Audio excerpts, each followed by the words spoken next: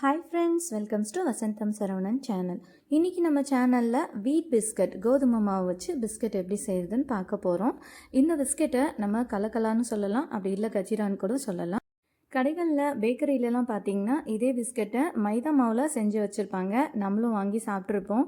இப்போ அதே பிஸ்கெட்டை நம்ம வீட்டில் ரொம்பவே ஹெல்த்தியான மெத்தடில், அதுவும் சிம்பிளாக கோதுமை மாவு வச்சு எப்படி செய்கிறதுன்னு தான் பார்க்க போகிறோம். இந்த ஸ்நாக்ஸை நம்ம ஒரு டைம் செஞ்சு ஸ்டோர் பண்ணி வச்சிட்டோம்னா 1 மந்த்துக்கு மேலவும் கெட்டு போகாமல் சூப்பராக இருக்கும். ஸ்கூல் விட்டு வர குழந்தைங்க டெய்லியும் கண்டிப்பாக ஏதாவது ஈவினிங்கில் ஸ்நாக்ஸ் வேணும்னு கேட்பாங்க. இந்த மாதிரி நம்ம ஹெல்த்தியாக ஒரு ஸ்நாக்ஸ் செஞ்சு ஸ்டோர் பண்ணி வச்சுக்கிட்டோம்னா ஈவினிங் அவங்களுக்கு கொடுக்கறதுக்கும் ரொம்பவே நமக்கும் ஈஸியாக இருக்கும். ஹெல்த்தியான ஸ்நாக்ஸு அவங்களுக்கும் ரொம்பவே பிடிக்கும். இப்போ இந்த ஸ்நாக் எப்படி செய்யுதுன்னு பார்க்கலாம். கோதுமை மாவு பிஸ்கெட் செய்கிறதுக்காக ஃபஸ்ட்டு 2 டம்ளர் அளவுக்கு கோதுமை மாவு எடுத்துக்கிறேன். ஃபஸ்ட்டு 1 டம்ளர் அளவுக்கு கோதுமை மாவு சேர்த்துக்கிறேன். இப்போ அடுத்ததாக இது கூடவே இன்னொரு 1 டம்ளர் அளவுக்கு கோதுமை மாவு சேர்த்துக்கிறேன். மொத்தமாக 2 டம்ளர் அளவு. இப்போ இந்த மாவு சேர்த்துட்டு இது நல்லா நம்ம சலிச்சு எடுத்துக்கலாம். அடுத்ததாக இது கூடவே ஒரு 1/4 டீஸ்பூன் அளவுக்கு குக்கிங் சோடா உப்புன்னு சொல்லுவோம் இல்லையா, சமையலுக்கு யூஸ் பண்ணுறது, சமையல் சோடா 1/4 டீஸ்பூன் மட்டும் சேர்த்துக்கிட்டால் போதுமானதாக இருக்கும். சேர்த்துட்டு இப்போ இது எல்லாத்தையும் ஒன்றா சேர்த்து நம்ம சலிச்சு எடுத்துக்கலாம். இப்போ மாவெல்லாம் சலிச்சாச்சு. அடுத்ததாக இதில் ஒரு பிஞ்ச் அளவுக்கு சால்ட், உப்பு சேர்த்துக்கிறேன். அதிகமாக சேர்த்துக்க வேண்டாம். குக்கிங் சோடாவும் சரி, இந்த நார்மல் சால்ட்டும் சரி, நம்ம கொஞ்சமாக ஒரு பிஞ்ச் அளவுக்கு அந்த மாதிரி சேர்த்துக்கிட்டாலே போதுமானதாக இருக்கும். இப்போ அடுத்ததாக ஒரு மிக்ஸி ஜார் எடுத்து வச்சுருக்கேன். இப்போ அந்த மிக்ஸி ஜாரில் 3/4 டம்ளர் அளவுக்கு சர்க்கரை சேர்த்துக்கிறேன். இந்த சர்க்கரையோட அளவு பார்த்திங்கன்னா நம்ம சேர்த்துக்கிட்ட 2 டம்ளர் அளவு கோதுமை மாவுக்கு நார்மலான ஸ்வீட்னஸ் கொடுக்கும். உங்களுக்கு இன்னும் கூட ஸ்வீட்டாக வேணும் பிஸ்கெட்னு நினச்சிங்கன்னா நீங்கள் 1 டம்ளர் அளவுக்கு சர்க்கரை சேர்த்துக்கிட்டிங்கன்னா கரெக்டாக இருக்கும். மாவு பிசையும் போது செக் பண்ணி பார்த்துட்டு இன்னும் கூட இனிப்பு தேவைப்பட்டால் கொஞ்சமாக சர்க்கரையை அரைச்சி பிசையும் போதே சேர்த்துக்கோங்க. இப்போ நம்ம அரைச்சி எடுத்து வந்த சர்க்கரை, சலிச்சு வச்சுருக்க மாவு, இது எல்லாத்தையும் ஒன்றா மிக்ஸ் பண்ணிக்கலாம். இப்போ அடுத்ததாக இது கூடவே ஒரு 1/2 டம்ளர் அளவுக்கு மெல்ட் பண்ணி வச்சுருக்கிற பட்டரை சேர்த்துக்கிறேன். வெண்ணெயை உருக்கி வச்சுருக்கேன். மிதமான சூட்டில் கூட நம்ம தாராளமாக சேர்த்துக்கலாம். சேர்த்துட்டு நல்லா மிக்ஸ் பண்ணி விட்டுக்கலாம். நம்ம வெண்ணெய்க்கு பதிலாக எண்ணெய் கூட சேர்த்துக்கலாம். ரீஃபைண்ட் ஆயில் இருக்கும் இல்லைங்களா, கசப்பில்லாத எண்ணெய், அதாவது நல்லெண்ணெய் மட்டும் சேர்த்துக்கக்கூடாது. வாசம் இல்லாத ஏதாவது ஒரு எண்ணெயை, ரீஃபைண்ட் ஆயில் நம்ம சேர்த்துக்கலாம். சேர்த்துட்டு ஃபஸ்ட்டு இதை நம்ம நல்லா கையாலே நல்லா பிசைஞ்சு விட்டு கலந்து விட்டுக்கணும். நல்லா மிக்ஸ் பண்ணிவிட்டு அடுத்ததாக நம்ம இதில் கொஞ்சம் கொஞ்சமாக தண்ணி சேர்த்து மிக்ஸ் பண்ணிக்க போகிறோம். ஃபஸ்ட் நம்ம பட்டரை சேர்த்து இந்த மாவோட நல்லா பிசைஞ்சு வச்சுக்கணும். அடுத்ததாக நம்ம தண்ணி சேர்த்து பிசைய ஆரம்பிக்கணும். இப்போ நம்ம இந்த மாவையும் வெண்ணையும் நல்லா கலந்தாச்சு. அடுத்ததாக இதில் கொஞ்சம் கொஞ்சமாக தண்ணி சேர்த்து இது நல்லா ஒரு சப்பாத்தி மாவு பதத்துக்கு இதை நம்ம பிசைஞ்சு எடுத்துக்கணும். தண்ணி சேர்க்கும்போது கொஞ்சம் கொஞ்சமாக தான் சேர்த்துக்கணும். ஏன்னா நம்ம சர்க்கரையை நல்லா அரைச்சி சேர்த்துருக்கோம். அது அப்படியே தண்ணி விடுற மாதிரி இருக்கும். அதனால் மேக்ஸிமம் முடிஞ்ச அளவுக்கு கொஞ்சமாக தண்ணி சேர்த்துட்டு அதிலே எல்லா மாவையும் நம்ம பிசைகிற மாதிரி நல்லா இந்த மாதிரி கலந்து விட்டுட்டே இருக்கணும்.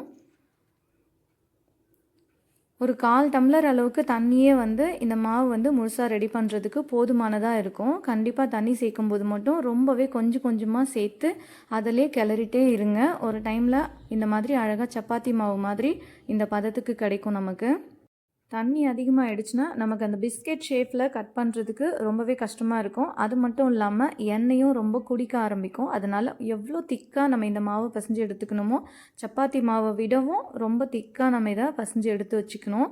இதை ரெடி பண்ணிவிட்டு அப்படியே ஒரு 15லேருந்து ஒரு 20 நிமிஷம் போல் அப்படியே மூடி வச்சிடலாம். அப்போ தான் இது நல்லா செட் ஆகி வரும். அதுக்கப்புறம் நம்ம பிஸ்கெட் ரெடி பண்ணும்போது கொஞ்சம் நல்லா உப்பி நல்லா கிறிஸ்பியாக கிடைக்கும் நமக்கு பிஸ்கெட்டு. அதுக்காக தான் மாவு ரெடி பண்ண உடனே நம்ம பிஸ்கெட் கட் பண்ணி நம்ம எண்ணெயில் பொரிக்கக்கூடாது. கொஞ்சம் நேரம் அப்படியே வச்சுருக்கணும். நல்லா சாஃப்டாக மாவை பிசைஞ்சு வச்சுக்கணும். ஒரு 20 மினிட்ஸ்க்கு அப்புறமா இதை நம்ம பிஸ்கெட் ஷேப்புக்கு கட் பண்ணி எடுத்துக்கலாம். இப்போ 20 மினிட்ஸ் கிட்ட ஆயிடுச்சுங்க. இப்போ நம்ம இந்த மாவு எடுத்து பார்க்கலாம். இப்போ இந்த டைமில் நம்ம இதை கொஞ்சம் கொஞ்சமாக மாவு எடுத்து அழகாக நம்ம பிஸ்கெட் ஷேப்பில் கட் பண்ணி எடுத்துக்கலாம். இந்த மாதிரி நம்ம மாவு பசைஞ்சு வச்சுட்டு கொஞ்சம் நேரம் செட்டில் ஆக விட்டுட்டு அதுக்கப்புறம் பிஸ்கட் செஞ்சோம்னா தான் அது ரொம்பவே கிறிஸ்பியாகவும் கிடைக்கும். கொஞ்சம் நல்லா உப்பலாக உப்பி வர மாதிரி இருக்கும் பிஸ்கெட்டு. அதுக்காக தான். இப்போ மறுபடிக்கும் இந்த மாவை ஒரு டைம் கையால் அழுத்தம் கொடுத்து இந்த மாதிரி பசைஞ்சு வச்சுக்கலாம் ஒரு 2 நிமிஷத்துக்கு.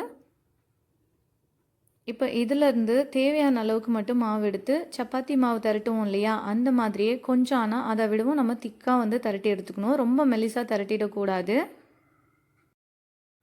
இப்போ பாருங்கள், இந்த மாதிரி கொஞ்சம் கொஞ்சமாக மாவு எடுத்து அதை வந்து உருண்டையாக இந்த மாதிரி செஞ்சு வச்சுக்கலாம். எல்லாத்தையும் நல்லா ஈக்குவல் பார்ட்டிஷனாக பிரித்து வச்சுக்கலாம்.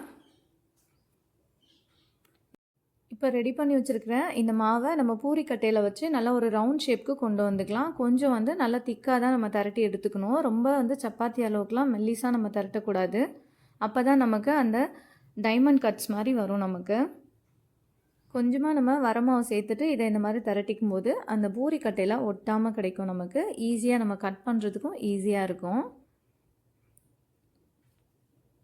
இப்போ பாருங்கள், ஓரளவுக்கு திக்காக வந்து இதை திரட்டியாச்சு. இப்போ இதை கட் பண்ணுறதுக்கு சோமாஸ் கட்டர்லாம் இருக்கும் இல்லையா, நார்மலாக நம்ம கத்தியை வச்சும் கட் பண்ணிக்கலாம். அப்படி இல்லைனா சோமாஸ் கட்டர் இருக்கும், அப்படி இல்லைனா பீஸா கட்டர் கூட இருக்கும். அதை வச்சு நம்ம ஈஸியாக இதில் லைனாக போட்டு நம்ம கட் பண்ணி எடுத்துக்கலாம். பாருங்கள், இந்த மாவோட திக்னஸ் எந்த அளவுக்கு இருக்குன்னு. இந்த அளவுக்கு நம்ம கொஞ்சம் திக்காக திரட்டிக்கணும். இப்போ பீஸா கட்டர் எடுத்துக்கிறேன். இதில் நமக்கு தேவையான ஷேப்புக்கு நல்லா லைனாக இந்த மாதிரி போட்டு எடுத்துக்கலாம். பீஸா கட்டர் இல்லை வந்து சோமாஸ் கட்டர் இல்லைன்னா கூட நம்ம கத்தியை வச்சு நமக்கு தேவையான ஷேப்புக்கு குட்டி குட்டியான சைஸில் நம்ம கட் பண்ணி எடுத்துக்கலாம்.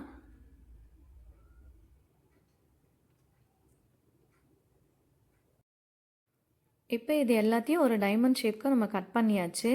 இதை நம்ம பொறுமையாக ஒரு பிளேட்டுக்கு மாற்றி வச்சுக்கலாம். நம்ம கொஞ்சம் வரமாவு சேர்த்து இதை நம்ம திரட்டி இருக்கிறதால நமக்கு தனியாக எடுத்து வைக்கிறதுக்கும் ஈஸியாகவே வரும். இப்போ ஒரு பிளேட்டுக்கு மாற்றிடுறேன் பாருங்கள்.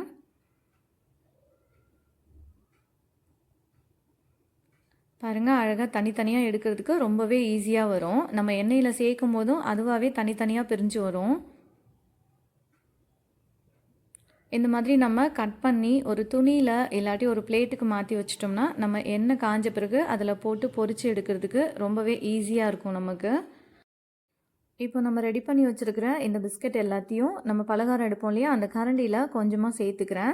நான் ஆல்ரெடி எண்ணெய் காய வச்சுட்டேன், எண்ணெய் ரெடியாக இருக்குது. இப்போ இந்த எண்ணெயில் சேர்த்துக்கிறதுக்காக இந்த கரண்டியில் ஃபஸ்ட் நான் இதை எல்லாத்தையும் ரெடி பண்ணி வச்சுக்கிறேன்.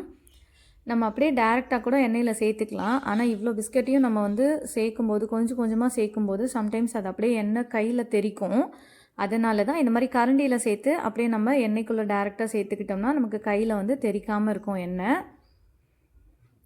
இப்போ பாருங்கள், எண்ணெய் நல்லா காஞ்சிடுச்சு. ஒரு டைம் நல்லா செக் பண்ணிவிட்டு அப்புறமா நம்ம பிஸ்கெட்டை சேர்த்துக்கலாம். பாருங்கள், கொஞ்சமாக மாவு சேர்த்து வைக்கிறேன். அழகாக மேலே எழும்பி வர ஆரம்பிக்குது. நல்லா எண்ணெய் காஞ்ச பிறகு ஸ்டவ்வை மீடியம் ஃப்ளேமில் வச்சுக்கலாம். ரொம்ப ஸ்லோ ஃப்ளேம்லேயும் வைக்கக்கூடாது, ஹை ஃப்ளேம்லேயும் இருக்கக்கூடாது. இப்போ எண்ணெய் நல்லா ஓரளவுக்கு காஞ்சிடுச்சு. இப்போ நம்ம ரெடி பண்ணி வச்சுருக்க பிஸ்கெட்டை இதில் பொறுமையாக சேர்த்துக்கலாம். பாருங்கள், இந்த மாதிரி மெதுவாக சேர்த்துக்கணும். நம்ம சேர்த்துட்ட பிறகு பிஸ்கெட் அழகாக ஒன்று ஒன்றா அதுவே மேலே எழும்பி வர ஆரம்பிக்கும். நம்ம சேர்த்துட்டு உடனேவே வந்து கிளறி விட தேவையில்லை. அந்த மாதிரி பண்ணும்போது பிஸ்கெட் அப்படியே உடைய ஆரம்பிச்சிரும்.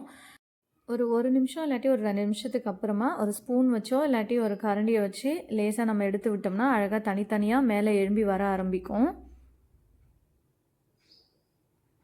பாருங்கள், பார்க்கும்போதே உங்களுக்கே தெரியும், அழகாக ஒன்று ஒன்றா தனித்தனியாக வர ஆரம்பிச்சிடுச்சு. அந்த எண்ணெயோட சூட்டுக்கு மேலே எழும்பி வர ஆரம்பிக்கும். நம்ம பாதுஷாலாம் செய்வோம் இல்லையா, அதே மாதிரி தான் இதுவும். அப்படியே அந்த சூட்டுக்கு மேலே எழும்பி வர ஆரம்பிக்கும். நம்ம ரொம்பலாம் போட்டு இதை கிளறிட்டு இருக்கக்கூடாது. பாருங்கள், ஒன்று ஒன்றா மேலே எழும்பி வர ஆரம்பிச்சிடுச்சு. இந்த மாதிரி நம்ம லேசாக எடுத்து விட்டாலே போதுமானதாக இருக்கும். ஒரு கத்தியை வச்சோ இல்லை ஸ்பூன் வச்சு அந்த மாதிரி. எண்ணெய் கொஞ்சம் அதிகமாக இருந்ததுன்னா இன்னும் கூட பிஸ்கெட்டை நம்ம கொஞ்சமாக இந்த ஓரங்களில் மெதுவாக சேர்த்துக்கணும். இந்த கோதுமை பிஸ்கெட் வேகிறதுக்கு கொஞ்சம் டைம் எடுத்துக்கும். அதனால் மீடியம் ஃப்ளேமில் வச்சுட்டு நம்ம அப்படியே அப்பப்போ கொஞ்சம் ஒரு 2 நிமிஷத்துக்கு அப்புறமா இந்த மாவெல்லாம் கொஞ்சம் செட்டில் ஆன மாதிரி நமக்கு ஃபீல் ஆகும் இல்லைங்களா, அந்த டைமில் திருப்பி விட்டு கிளறி விட்டுட்டே இருக்கணும் நம்ம. அப்போ தான் 2 சைடும் ஈவனாக கிறிஸ்பி ஆகி நல்ல ப்ரௌன் கலரில் பிஸ்கெட் நமக்கு சூப்பராக கிடைக்கும். இப்போ பாருங்கள், ஓரளவுக்கு ப்ரௌன் கலராக மாற ஆரம்பிச்சிருக்கு. இந்த மாதிரி டைம்லலாம் நம்ம வந்து கரண்டியை வச்சு அப்படியே லேசாக இந்த மாதிரி 2 சைடும் ஈவனாக வர மாதிரி ஃப்ரை பண்ணி விட்டுட்டே இருக்கணும். இந்த மாதிரி மிக்ஸ் பண்ணி விட்டுட்டே இருக்கும்போது 2 சைடும் ஈவனாக கிறிஸ்பியாகி வரும். அப்படி இல்லைனா ஒரு சைடு மட்டும் வெந்து ஒரு சைடு நல்லா கலர் ஆகி ஒரு சைடு பார்த்திங்கன்னா வேகாமல் ஒயிட்டாகவே இருக்க மாதிரி இருக்கும். சம்டைம்ஸ் நம்ம பிஸ்கெட் வெந்துடுச்சுன்னு நினச்சிக்கிட்டு ஒரு லைட் ப்ரௌன் ஆகும்போதே எடுத்து வச்சுருவோம். அப்போ பார்த்திங்கன்னா அந்த நமத்து போன பிஸ்கெட்லாம் இருக்கும் இல்லைங்களா, அந்த மாதிரி ஆகிடும். கிறிஸ்பியாக வந்து நமக்கு கிடைக்காது. சப்போஸ் அந்த மாதிரி நீங்கள் எடுத்துட்டிங்கன்னா மறுபடிக்கும் அந்த எண்ணெயிலே அந்த பிஸ்கெட்டை சேர்த்து ஒரு 2 நிமிஷம் போல் நல்லா ஃப்ரை பண்ணி எடுத்துக்கிட்டோம்னா கிறிஸ்பியாக கிடைக்கும். இந்த மிஸ்டேக்ஸ்லாம் நான் ஆல்ரெடி பண்ணது தான், அதை தான் இங்கே ஷேர் பண்ணிகிட்ருக்கேன். நம்ம பிஸ்கெட்டை எண்ணெயில் சேர்த்த பிறகு ஒரே ஃப்ளேமை கடைசி வரைக்கும் மெயின்டைன் பண்ணிக்கணும். மீடியம்லேயே வச்சு இதை நல்லா பொரித்து எடுத்துக்கணும். ரொம்ப ஸ்லோ ஃப்ளேமில் வச்சாலும் ரொம்ப நேரம் ஆகும், எண்ணெய் குடிக்க ஆரம்பிக்கும். ஹை ஃப்ளேமில் வச்சாலும் உள்ளுக்கெல்லாம் பிஸ்கெட்குள்ளே வேகாமல் அப்படியே மேலே மட்டும் வந்து சீக்கிரத்துலேயே வெந்து கரைஞ்சி போயிடும். அதனால் மீடியம்லேயே வச்சு இந்த மாதிரி கரண்டியை வச்சு நல்லா கலந்து விட்டுட்டே இருந்தோம்னா கிறிஸ்பியான பிஸ்கெட்டு எண்ணெய் குடிக்காமல் கிடைக்கும். இப்போ பிஸ்கெட் ரெடி ஆகிடுச்சு. இதை நம்ம வெளியே எடுத்துடலாம். இந்த பிஸ்கெட்டை நம்ம வெளியே எடுத்துகிட்ட பிறகு, அதாவது எண்ணெயிலேருந்து வெளியே எடுத்துகிட்ட பிறகு நல்லா ஆற விடணும். கம்ப்ளீட்டாக ஆறின பிறகு தான் நம்ம டப்பாக்குள்ளே சேர்த்து ஸ்டோர் பண்ணி வைக்கணும். அதுக்கு முன்னாடியே நம்ம டப்பாக்குள்ளே வச்சிட்டோம்னா கூட நமுத்து போன மாதிரி ஆகிடும். இது ஆறுறதுக்கும் ரொம்ப நேரம் கொஞ்சம் டைம் எடுத்துக்கும். ப்ராசஸ் என்னமோ இதுக்கு வந்து ரொம்ப சிம்பிளான ப்ராசஸ் தான் இந்த பிஸ்கெட் செய்கிறது. ஆனால் நம்ம பொரிக்கும் போதும் 2வது ஸ்டோர் பண்ணி வைக்கும்போது மட்டும் கொஞ்சம் பார்த்துக்கணும், அவ்வளோதான். நம்மளோட வீட் பிஸ்கெட் அழகாக ரெடி ஆகிடுச்சு. பாருங்கள், பார்க்குறதுக்கே நல்லா குண்டு குண்டாக சூப்பராக இருக்குது. பேக்கரியில் கிடைக்கிற மாதிரியே இருக்குது. பார்க்குறதுக்கு இது கொஞ்சம் நல்லா குண்டு குண்டாக இருக்க மாதிரி இருக்குது இல்லைங்களா, ஆனால் நம்ம எடுத்து சாப்பிட்டோம்னா ரொம்பவே கிறிஸ்பியாக சாஃப்டாக இருக்கும். அதுக்காக தான் நம்ம குக்கிங் சோடா வந்து சேர்த்துக்கிறது. இப்போ இதுலேருந்து ஒரு பிஸ்கெட் எடுத்து உடச்சி காமிக்கிறோம் பாருங்கள், எந்த அளவுக்கு இது கிறிஸ்பியாக வந்திருக்குன்னு சொல்லிட்டு. அது மட்டும் இல்லாமல் நம்ம இதை ஃப்ரை பண்ணி எடுத்தோன்னே பார்த்திங்கன்னா அழகாக சென்டரில் ஒரு லேயர் வந்து எக்ஸ்ட்ரா ஃபார்ம் ஆன மாதிரி இருக்கும். அதாவது 2 பிஸ்கெட் ஒட்டின மாதிரி அந்த மாதிரி தெரியும் பாருங்கள். கொஞ்சம் பெருசாக இருக்குது இல்லைங்களா, அப்படியே 2 லேயர் மாதிரி இருக்கும். இந்த மாதிரி இருந்தாலே ரொம்பவே கிறிஸ்பியாக வந்திருக்குன்னு அர்த்தம். பிஸ்கெட்டு கையால் பாருங்கள் ஈஸியாக உடைக்க வருது. ரொம்பவே சாஃப்ட் அண்ட் கிறிஸ்பியாக இருக்கும். நம்ம பட்டரோட அளவு ப்ளஸ் வந்துட்டு குக்கிங் சோடா இது 2த்தையும் கரெக்டாக சேர்த்துக்கிட்டு மீடியம் ஃப்ளேமில் வச்சு கரெக்டாக ஃப்ரை பண்ணி எடுத்தோம்னா நல்ல கிறிஸ்பியான பிஸ்கெட் கிடைக்கும். கம்ப்ளீட்டாக இது நல்லா ஆறிட்ட பிறகு ஒரு ஏர்டைட் கண்டெய்னரில் ஸ்டோர் பண்ணி வச்சுக்கிட்டோம்னா 1 மந்த்துக்கு மேலவும் கெட்டு போகாமல் இருக்கும். குழந்தைங்களுக்கும் ரொம்பவே பிடிக்கும் இந்த ஸ்நாக்ஸு. ஓகே ஃப்ரெண்ட்ஸ், கண்டிப்பாக இந்த கோதுமை மாவு பிஸ்கெட்டை உங்கள் வீட்டில் செஞ்சு பாருங்கள். செஞ்சு பார்த்துட்டு இதோட டேஸ்ட்டு எப்படி இருந்ததுன்னு கமெண்ட் பண்ணுங்கள். இந்த ரெசிபி உங்களுக்கு ரொம்ப பிடிச்சிருந்தா இந்த வீடியோவை உங்களோட ஃபேமிலி அண்ட் ஃப்ரெண்ட்ஸ்க்கு ஷேர் பண்ணுங்கள், லைக் பண்ணுங்கள், கமெண்ட் பண்ணுங்கள். தேங்க்ஸ் ஃபார் வாட்சிங்.